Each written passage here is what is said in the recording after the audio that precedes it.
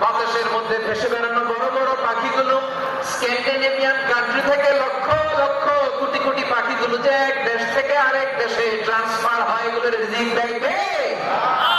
রব্বুল আলামিন বলেন, ওয়ামা মিন দাব্বাতিন ফিল আরদি ইল্লা আলাল্লাহি রিজকুহা ওয়া ইয়ালামু মুস্তাকররাহা ওয়া মুস্তাওদাআহা কুল্লুন ফি কিতাবিম মুবিন। আল্লাহু আকবার।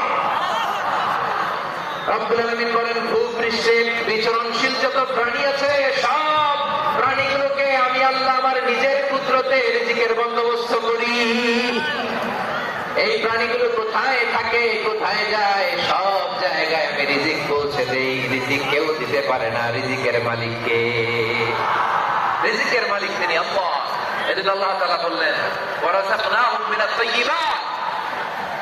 এরপর আল্লাহ বললেন, ওয়াফাদ্দালনাহুম আলা কাসীরিম মিম্মান খালাকনা তাফদীলা।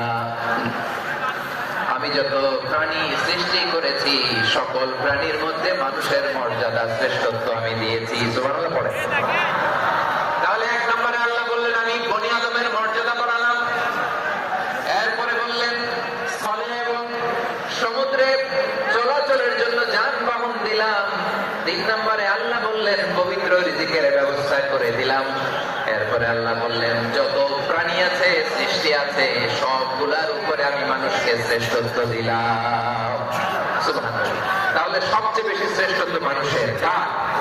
মানুষের। শুধু তাই নয় প্রিয় ভাইরা, আকাশ এবং জমিনে যা কিছু আছে সবকিছু মানুষ